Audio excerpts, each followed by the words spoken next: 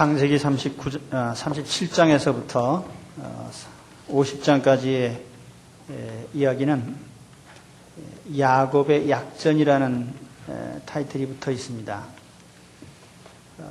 야곱의 집안이 애굽으로 이주해가는 과정을 설명하고 있는 내용입니다. 그 가운데 핵심적인 인물이 사실은 야곱이 아니고 요셉입니다.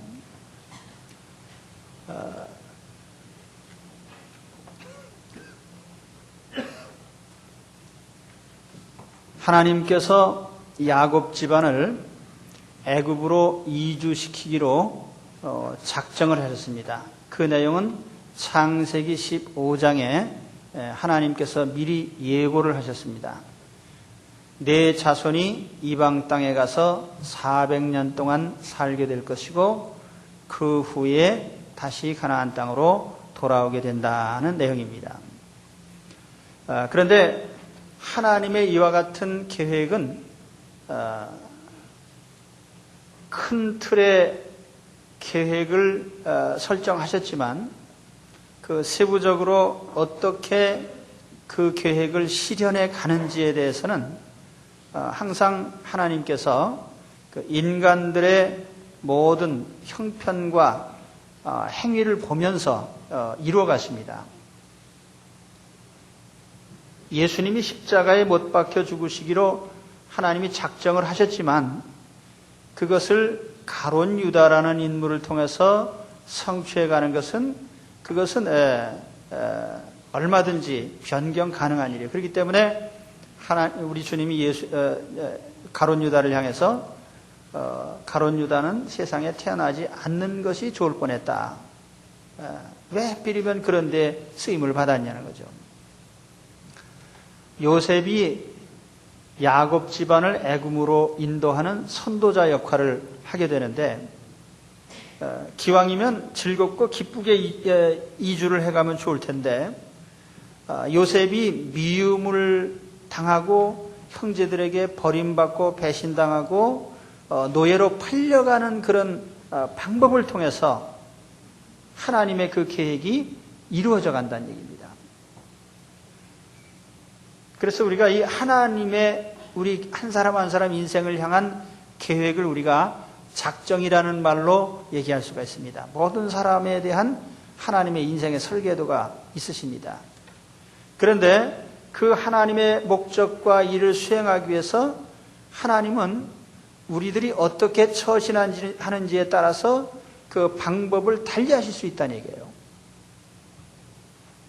아무튼 오늘 우리의 말씀의 내용은 요셉이 애굽에 내려가게 되는 과정입니다. 어떻게 요셉이 애굽에 가는가? 야곱 집안을 애굽으로 이주시키시기 위해서 선구자, 그러니까 선발대를 애굽으로 보내시는데 그게 요셉이에요. 그런데 애굽으로 가는 과정은 여러 가지로 달라질 수 있는데 특별히 이 상황에서 보면은 형들에게 미움을 사고 배신을 당하고 팔려가는 그런 형태로서 이루어져 있습니다. 그래서 우리는 우리의 인생이 현재 어떤 길을 가고 있든지 큰 틀에서 보면은 하나님이 정하신 작정대로 되어간다는 것을 우리가 깨달아야 됩니다. 그러면서 또 한편으로는 하나님의 그 작정이 이루어져 가는 하나의 방법으로서 그것이 좋은 수단을 동원될 수도 있고 또 고난의 수단이 동원될 수도 있습니다. 오늘 요셉은 후자에 속하죠. 형제들에게 미움을 사고 버림받는 방식으로 애굽으로 이주를 하게 됩니다. 그래서 저는 오늘 이 내용을 좀 잘라서 사실은 오늘 37장 내용을 다 우리가 다뤄야 되는데 오늘은 그 중에서 요셉이 왜 미움을 당하고 애굽으로 가게 됐는지 그 미움 받는 세 가지 이유를 말씀드리면서 오늘 우리가 이 말씀을 통해서 은혜를 받고자 합니다. 그러면서 특별히 제가 말씀드리고 싶은 것은 요셉은 예수님의 그림자다 그런 얘기를 많이 합니다. 바르게 살려고 하는 것 때문에, 하나님의 뜻을 실현하려고 하는 것 때문에 오히려 고난을 받고 노예까지 내려가게 되는, 감옥에까지 들어가게 되는 고난을 겪습니다. 예수님께서 인류의 죄를 대신 지시기 위해서 아무 죄가 없으신데도 미움을 당하고 십자가에 죽으신 것까지 그 모습이 마치 예수님을 나타내는 듯한 바로 이런 삶이 요셉의 삶입니다. 그래서 오늘 우리가 미움을 당하고 배신을 당하더라도 그것이 하나님의 뜻을 이루는 것이라면 우리가 그것을 참고 견딜 필요가 있습니다. 요셉은 3가지 이유로 미움을 받습니다. 첫째는 형들의 허물을 아비에게 고하였더라, 이렇게 얘기를 합니다. 요셉은 12형제 가운데 여종들이 낳은 자식들이 있어요. 레아가 낳은 제1부인이 낳은 아들이 6명이죠. 르벤, 시므온, 레위, 유다, 이사갈, 스불론. 그리고 둘째 부인인 라헬이 낳은 아들이 2입니다. 요셉과 베냐민. 셋째, 넷째는 여종들을 통해서 낳은 자식인데 빌하를 통해서 낳은 아들이 단과 납달리, 그리고 실바를 통해서 낳은 아들이 갓과 아셀. 그런데 요셉은 이 12아들 가운데 여종이 낳은 아들들하고 같이 어울렸습니다. 왜 그들과 어울렸는지는 제가 그 주보에 3가지 이유를 말씀드렸습니다. 하나의 추측이죠. 그러나 우리가 유추해 볼 수 있는 근거가 약간 있는데, 본문에 보면은 그 아비의 첩 빌하와 실바, 이런 표현을 썼습니다. 우리말로 첩이라고 이렇게 했지만 실상 영어 성경에 보면 와이프라고 되어 있어요. 그래서 야곱의 부인, 이렇게 표현이 되어 있는데, 그 앞에는 전부 종이라고 표현을 하다가 왜 여기서 부인이라고 표현을 했냐면은, 아마 그때는 레아와 라헬이 다 죽고 이 여종들만 남아 있었던 것 같습니다. 그래서 실질적으로 가정의 부인 역할을 하는 2 사람이 이 실바와 빌하가 아니었나.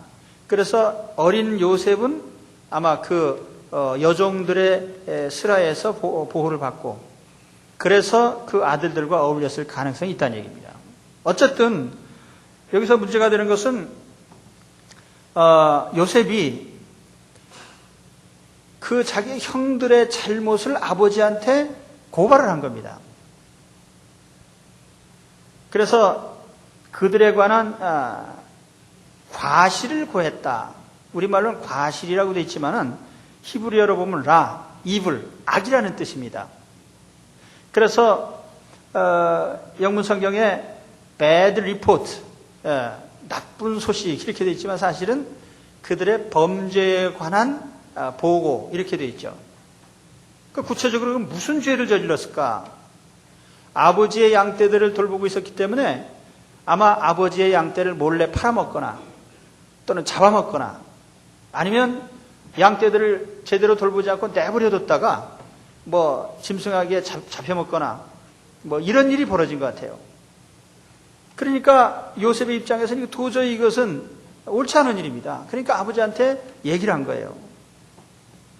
그런데 여기에 문제가 되는 것은 요셉의 처신에 관한 논란인데, 주석가들도 보면은 2가지로 나눠집니다. 어떤 사람들은 요셉이 미성숙해가지고 처신을 잘못했다. 그 형들하고 의가 상할 걸 뻔히 알면서 왜 그걸 아버지한테 얘기를 했냐. 그냥 모른 척하지. 그런 사람이 있고, 또 어떤 사람들은 아니다. 요셉이 그거 몰라서 그런 게 아니고, 요셉이 양심상 도저히 용납할 수 없기 때문에 말한 것이다. 요셉이 잘한 것이다. 이렇게 평가하는 사람이 있어요. 오늘 우리도 이런 딜레마에 빠져 있습니다. 우리가 직장 생활을 하는데 매일 같이 하는 친한 직장 동료가 나쁜 짓을 합니다. 그러면 그것을 우리가 사장님께 보고해야 됩니까? 말아야 됩니까? 회사를 위해서는 보고해야 되겠죠. 그러나 개인의 친분상의 문제 때문에 또 인간관계가 깨질 수도 있습니다. 가족 사이에도 그런 문제는 얼마든지 있을 수 있어요. 형제들끼리도 분명히 잘못된 것을 잘못이라고 얘기를 해야 되는데 그러다 보면 의가 상하니까 그 잘못했다는 소리를 못한단 말이에요.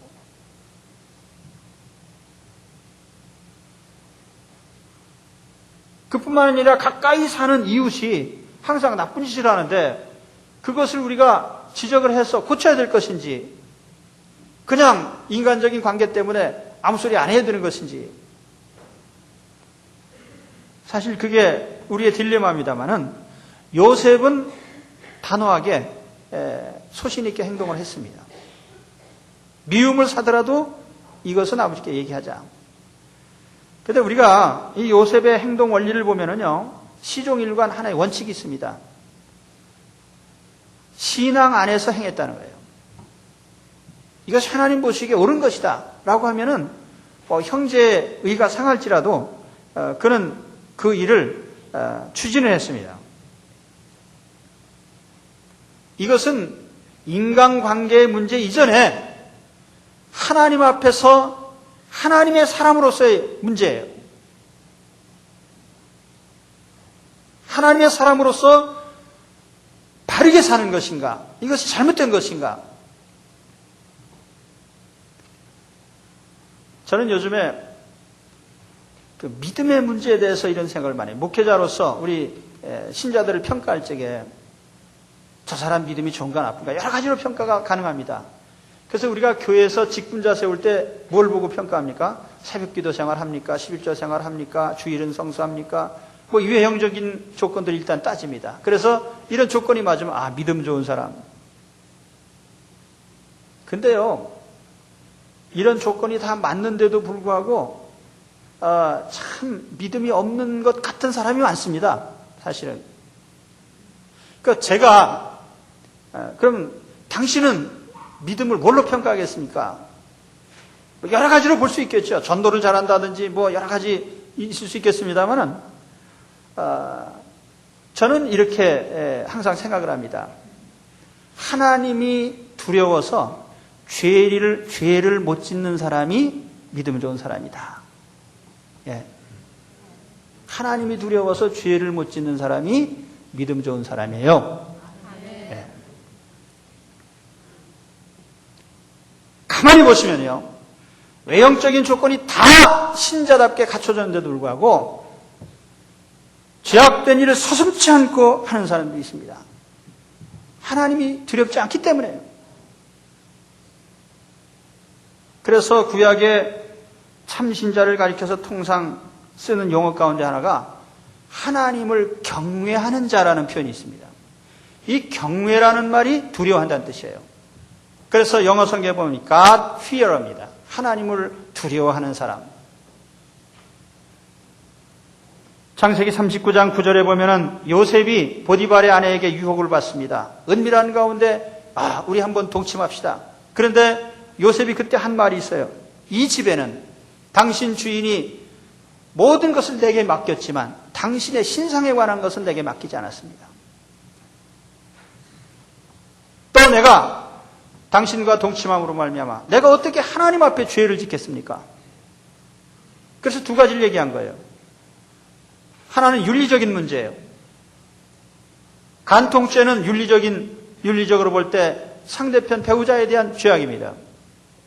또 한편으로는 그러나 더 중요한 건 하나님이 보시는데 내가 어떻게 죄를 지켰느냐.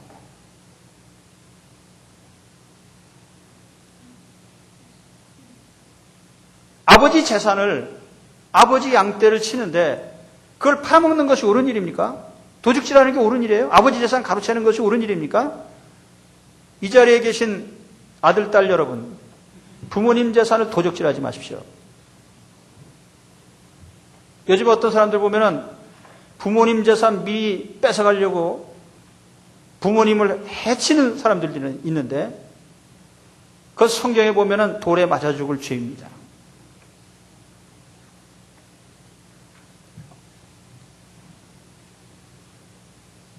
요셉은 그런 면에서는 하나님 앞에서 이건 안 된다는 거예요.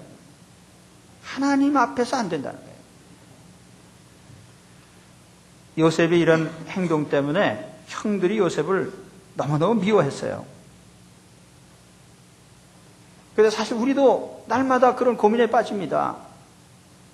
안 믿는 사람들하고 어울리다 보면은요, 적당히 죄 짓는 거 많이 해요. 얘 따라 해야 되는지 말아야 되는지. 여러분, 제가 주보에다 그 안 믿는 사람들의 성구 2가지를 적어드렸습니다.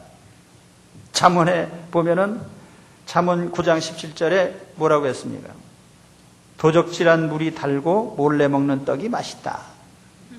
이게 도적놈의 표어입니다. 예. 또 그 다음에 이사야 29장 15절에 보면은 불신자들의 표어가 또 한 가지가 있는데, 화 있을진저 자기의 도모를 여호와께 깊이 숨기려 하는 자여 그의 일을 어두운 데서 행하며 이르기를 누가 우리를 보랴 누가 우리를 알랴 하니. 누가 보겠느냐, 누가 알겠느냐, 우리의 은밀한 죄를 누가 들춰내겠느냐, 청문회 하겠느냐, 검사가 수사한다고 알겠느냐. 그래서 죄를 겁없이 지은다는 거예요. 하나님을 두려워하지 않기 때문에. 그러나 우리는 그럴 수 없다는 거예요. 그래서 요셉이 결국 하나님 앞에 그가 하나님이 두려워서 죄를 안 짓는, 죄를 거부하고 그와 같은 사실을 아버지한테 얘기했을 때에, 그러면 형제의 의가 영원히 상했습니까? 그 요셉과 형들이 영원히 원수가 됐습니까? 아닙니다. 오히려 하나님은 그 형들이 차례로 와서 요셉 앞에 다 무릎을 꿇게 하시고, 나중에는 부모님까지 온 가족 70여 명이 다 요셉 앞에 와서 엎드리고, 요셉의 보살핌을 받고, 요셉이 그 자식들까지 다 먹여 살리는, 예, 큰 화합의 가정이 이루어졌습니다. 누가 그렇게 하셨어요? 하나님께서요. 만일 그때 요셉이 형제들하고 잠깐 갈등이 두려워서 형제들의 범죄적인 사실들을 그냥 용납을 했더라면 아마 형제 사이가 영원히 나눠졌을지도 몰라요. 그래서 우리는 죄악으로 말미암아 사랑과 가까워질 것인가, 아니면 죄를 거부하고 하나님과 가까워질 것인가, 이것을 늘 결정을 해야 되는 것입니다. 그래서 하나님과 가까워지시면 여타의 문제는 저절로 해결이 됩니다. 하나님이 다 해결해 주셔요. 인간관계도 우리가 정의롭게 했는데도 불구하고 하나님이 그 일로 말미암아 내 인생을 참으로 실패하게 만드시지는 않는다는 얘기예요. 잘 기억해 주시기 바랍니다. 미움을 사더라도 하나님이 명백히 불이라고 인정하신 것은 하지 마시기를 바랍니다. 그 다음에 두 번째는 아버지의 편애입니다. 편애. 요셉을 더 사랑했다 그 말이에요, 아버지가. 다른 아들들보다 요셉을 더 사랑했습니다. 그런데 실제로 더 사랑했는지 그건 알 수가 없어요. 겉으로 나타난 것이, 요셉에게는 채색 옷을 입혔더라. 채색 옷, 색동옷인데 요즘에야 전부 염색 기술이 좋기 때문에 컬러풀한 게 많죠. 그런데 옛날에는요, 염색 기술이 없기 때문에 이 채색 옷은요 아주 귀해요. 그래서 우리나라에도 보면은 이 색깔 있는 옷을 언제 입느냐면은 시집장가 갈 때,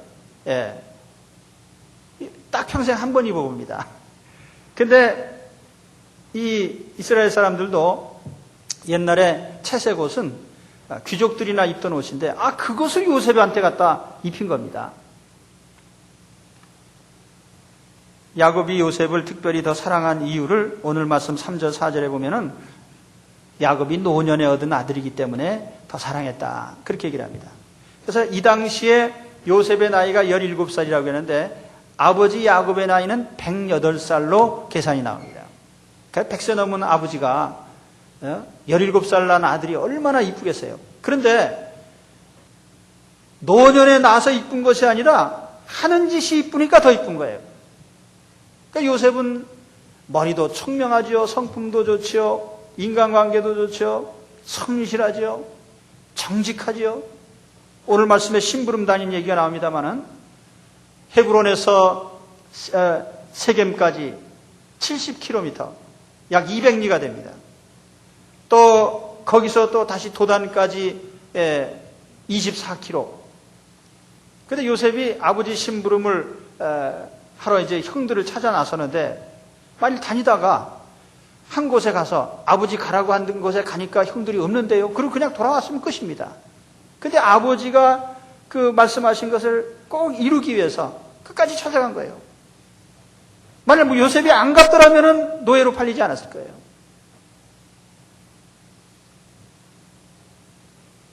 성실하게 일하는 아들. 그러니까 야곱이 더 이뻐한 겁니다. 다만 야곱이 사랑의 표시를 조금 지나치게 했죠. 그 다른 아들도 나이키 사주고 요셉도 나이키를 사주면 되는데 다른 아이들은 전부 저기 길거리표 사주고 요셉한테만 나이키 사주니까. 그래서 다른 형님들이 요셉을 미워했습니다. 사실 이 사건을 보면서 우리가 여러 가지 교훈에 인용을 해요. 이 본문을. 편애하지 맙시다. 뭐 이런 교훈도 하고. 편애 자체가 나쁘죠. 그렇죠? 편애는 나쁜 거예요. 사실은 바람직한 건 아닙니다. 누구를 더 사랑하고 덜 사랑하고. 그래서 동서양의 그 유명한 이야기들 가운데 보면은 뭐 서양의 신데렐라 이야기, 뭐 홍당무라는 소설, 또는 뭐 우리 동양의 콩쥐팥쥐 얘기, 유명한 에덴의 동쪽 영화도 있고 소설도 있는데요. 편애를 다룬 그런 내용들입니다. 그 편애 가운데는 그 팥쥐 엄마처럼 아주 악성 편애가 있습니다. 잘못했는데도 불구하고 일방적으로 사랑하는. 그러나 사실은 요셉의 경우는 그런 정도까지는 아니에요. 다만 조금 표신하게 더 애정 표시를 했을 뿐인데, 여기서 문제가 되는 것은 사랑을 받는 사람의 입장입니다. 우리는 항상 모든 문제를 삼을 때 사랑을 베푼 사람을 문제를 삼아요. 따지고 보면 그 아들들 가운데 다 아버지한테 태어났고 그 아버지의 보살핌 속에 자란 거 아니에요? 다 아버지께 신세진 거 똑같은 거예요. 그렇다고 아버지가 누구한테 애정 표시를 조금 더 했다고 해서 시비를 걸 입장에 있는 게 아니에요, 사실은. 이걸 우리 신앙의 문제에 적용을 해보면은, 안 믿는 사람들이 제일 불만이 많은 게 뭐냐면 불공평하다는 겁니다. 불공평. 아주 불공평에 대해서 세상 사람은 노이로제에 걸려 있어요. 왜 세상이 이렇게 불공평하냐? 어떤 사람은 잘 살고 어떤 사람은 못 살고, 어떤 사람은 신분이 높고 어떤 사람은 신분이 낮고, 어떤 사람은 왜 공부 잘하고 어떤 사람은 못하냐? 어떤 사람은 좋은 대학에 가고 어떤 사람은 못 가냐? 맨날 이거 가지고 시비를 걸어요. 근데 여러분 인생 그렇게 살지 마십시오. 유사일에 지금까지요, 인간 사회에 불평등이 없어진 적이 없어요.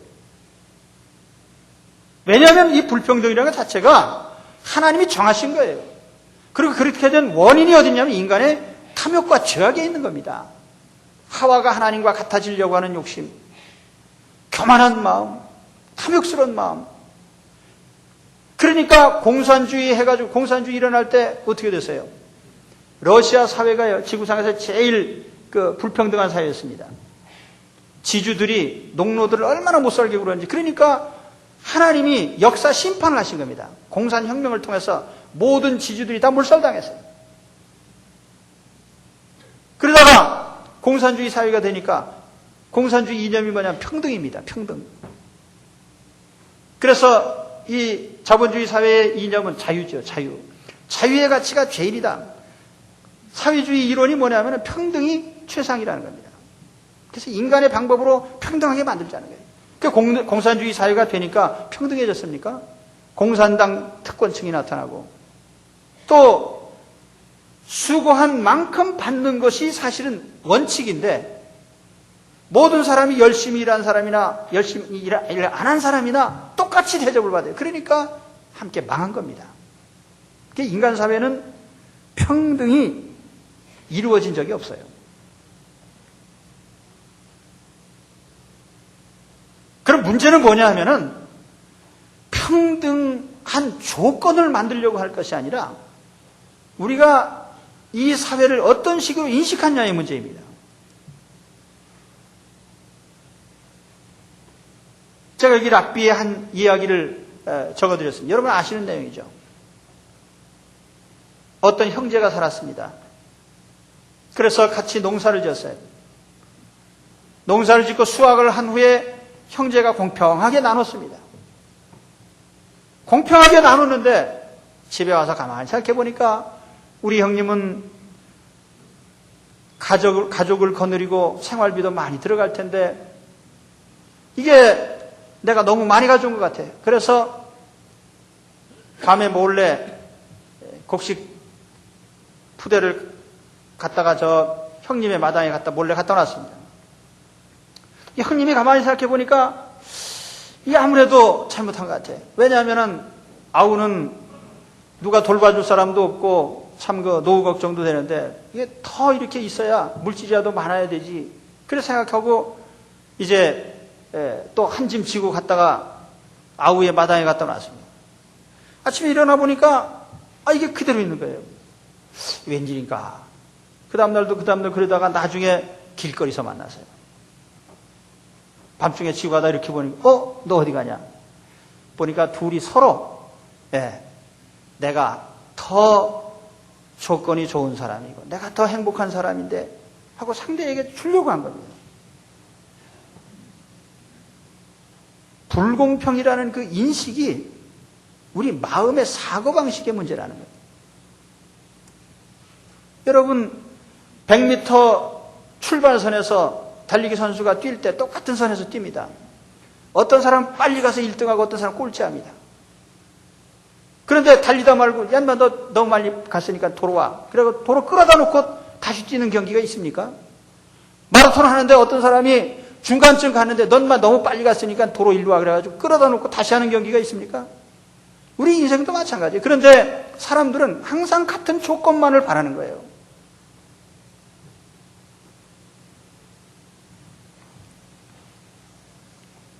그래서 우리가 이런 불평이라고 하는 불공평하다는 인식 자체를 바꾸시기 바랍니다. 왜냐하면 인생 자체는 다 하나님의 선물이에요. 야곱에게 12아들이 있지만은요, 12아들에게 아버지의 사랑은 다 간 겁니다. 이미 분량만큼 다 간 거예요. 그 중에 요셉한테 색동저고리가 하나 더 간 거죠. 근데 그걸 가지고 반나 시비를 걸으면 됩니까? 우리가 하나님 주시는 공기를 마시고 하나님 주시는 땅을 밟고 살고 하나님 주신 세상에서 열매를 먹고 곡식을 먹고 생명을 부지하고 살면서요. 모든 게 하나님의 은총이 거저 인생 자체가 선물인데 더 받고 덜 받는 문제 때문에 왜 하나님께 따지냐 말이죠. 참 재미난 비유가 성경에 하나 있습니다. 예수님께서 마태복음 20장인가요? 품꾼을 쓰시는데 이른 아침에도 데려다 쓰시고 낮에도 데려다 쓰시고 저녁 늦게도 데려다 쓰시는데 나중에 품삯 받는 거 보니까 전부 한 데나리온이에요. 그래가지고 아침 일찍 온 사람이 불만을 품습니다.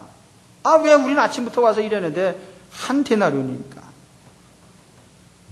그랬더니 나하고 너 사이에 약조를 맺지 않았냐. 그때 네가 그렇게 하겠다고 해놓고 왜 품삯 주니까 잔소리냐 이거예요. 그것이 뭡니까? 인간의 비교의식. 자기 혼자 하나님 앞에 받을 때는 고맙게 생각을 했는데 남을 쳐다보니까 아니더라 이 말이죠. 우리가 비교의식을 가지고 살다 보면요 항상 우리는 불공평의 병에 빠지게 되는 겁니다. 우리는 하나님 앞에 이미 다 받은 사람들입니다. 하나님께 은총을 받은 사람이고 사랑을 받을 만큼 받은 사람들입니다. 하나님께 사랑을 받을 만큼 받았어요. 왜 가만히 계십니까?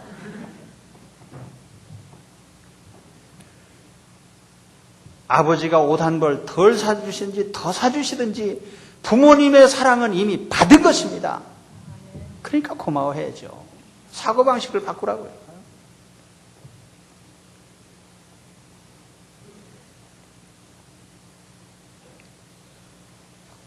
우리가 세상 살면서 이 의식구조, 사고방식을 바꾸는 것이 참 중요합니다. 근데 세상 사람들의 사고방식은요, 항상 비판적이에요.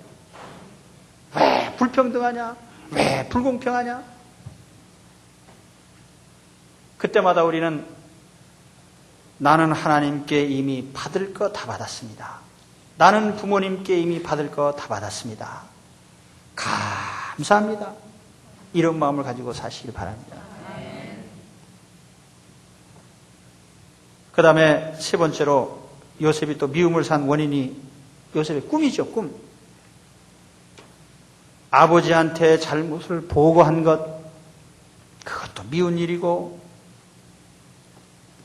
그런가 하면 아버지께 사랑을 더 많이 받는 것도 기분 나쁜데, 어느 정도 기분이 나쁘냐? 그것만 해도요, 죽여버릴 만큼 기분이 나빠요. 근데 한술 더 떠가지고 또 꿈 얘기를 하는데 꿈이 아주 얄밉습니다.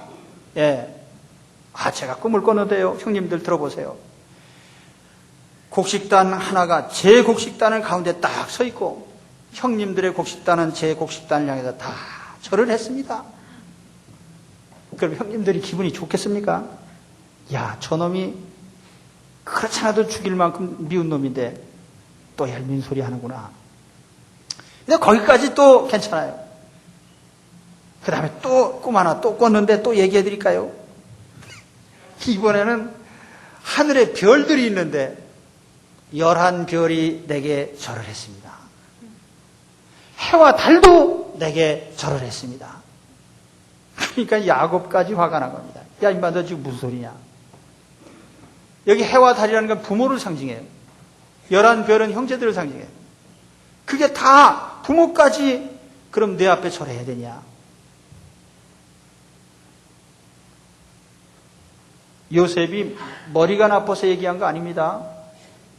처신을 잘못한 것도 아니에요. 분명히 이것은 요셉의 판단에는 하나님의 계시라고 생각을 한 겁니다.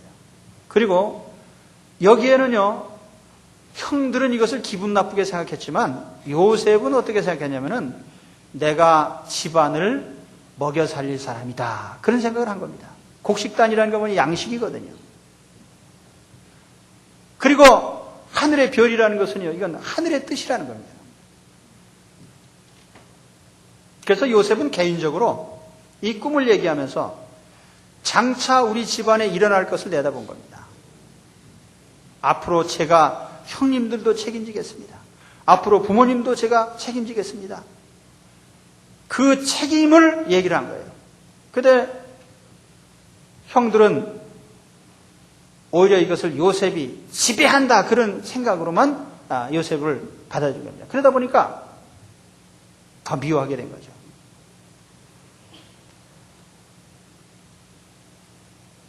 장래 비전 중요합니다. 장래 꿈이 있어야 되죠. 때로는 그 꿈이 다른 사람의 마음을 상하게 할 수도 있습니다.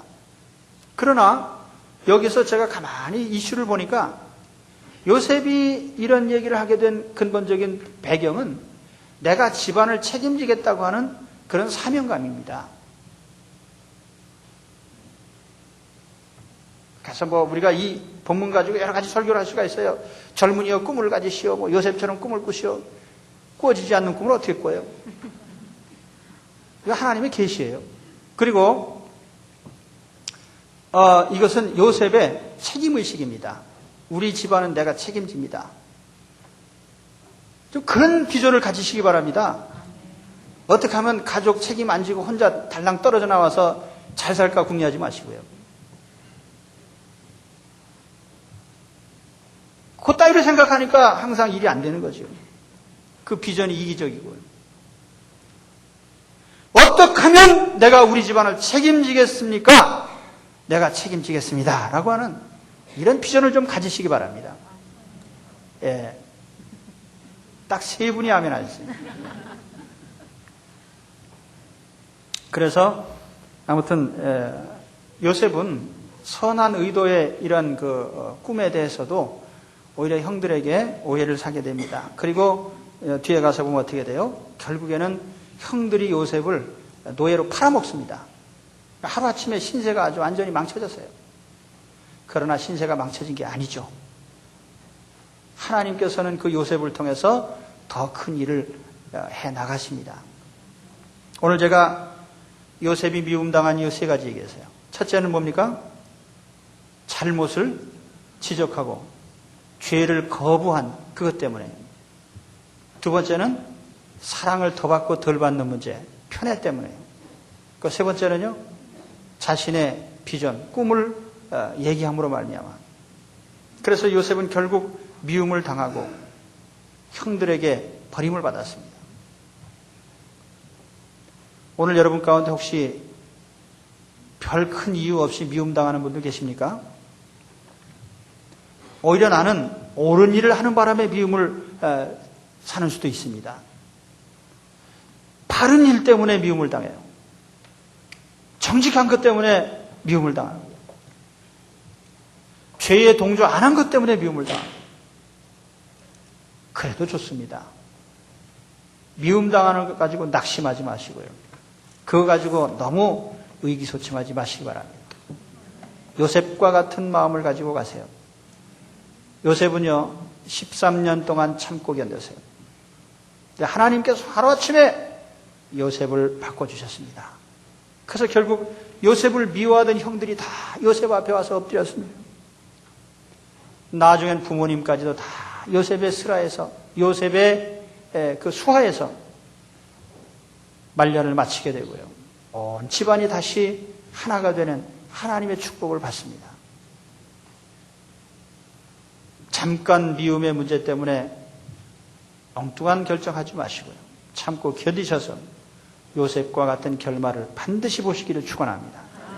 기도하겠습니다.